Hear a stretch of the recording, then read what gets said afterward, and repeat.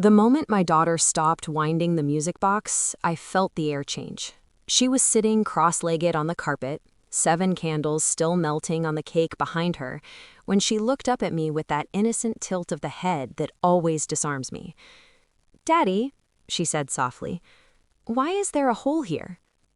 I took the box from her hands. It was porcelain, hand-painted, too perfect, too heavy for its size.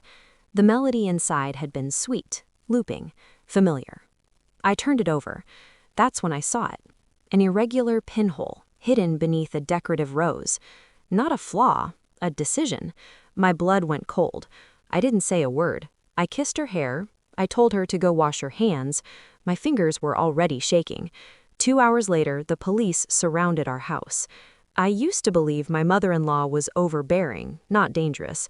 She smiled too much, asked too many questions, wanted copies of documents she didn't need. She framed herself as helpful, generous, indispensable. When my wife died 3 years ago, she stepped into the silence like a saint. Babysitting, cooking, gifts. Always gifts. This music box wasn't the first. There were shoes that arrived pre-laced, a teddy bear that weighed a little too much, a framed photo with a thicker backing than necessary. I noticed these things the way men notice loose screws. Absently, then not at all. Grief makes you careless. Parenthood makes you tired. Trust makes you blind. The hole in the music box wasn't drilled by accident. I knew that much. I didn't smash it. I didn't panic. I didn't confront her. Panic is loud. Confrontation warns. I did what I've always done when someone underestimates me. I slowed down. I placed the box on the kitchen counter and photographed it from every angle. Then I wrapped it in foil and set it inside the microwave, not to destroy it, just to see if anything reacted. The faint click I heard was enough. I called a friend from my old life, former federal cybersecurity, the kind of man who never asks why, only where. He arrived with a portable scanner and a face that hardened within seconds. "There's a transmitter in here," he said quietly. "Audio. Live feed, short range but sophisticated." I didn't ask who it was feeding. I already knew. That night, I didn't sleep. I sat in the dark, listening to the hum of the refrigerator, replaying conversations I thought were private, court discussions, financial plans, the night my daughter cried herself to sleep asking why Grandma hated her school. She'd hated the school because she hadn't chosen it, because it wasn't close enough, because control needs proximity. By morning, I wasn't angry anymore. I was precise. The next week was a performance.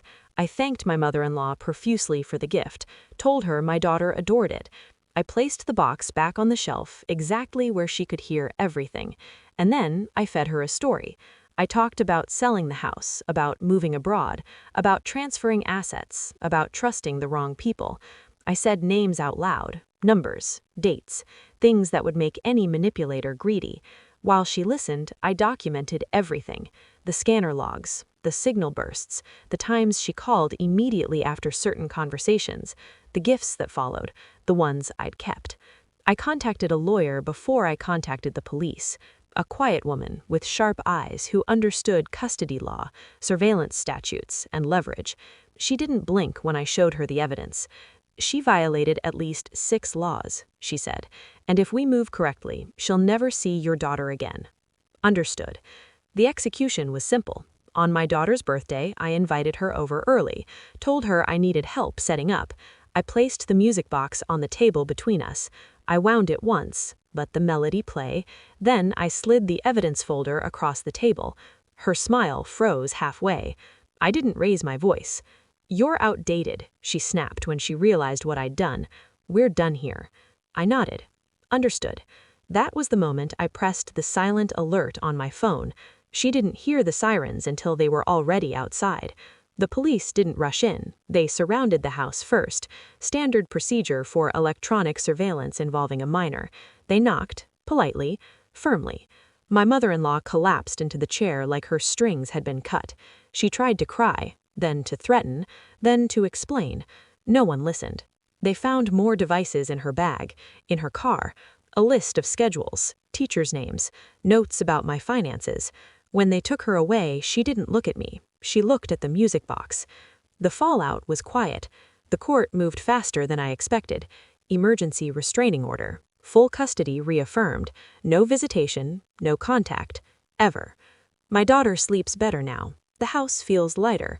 I burned the music box in the backyard, watched the porcelain crack, listened to the melody die. I don't regret the way I handled it. Justice doesn't need shouting, it needs timing.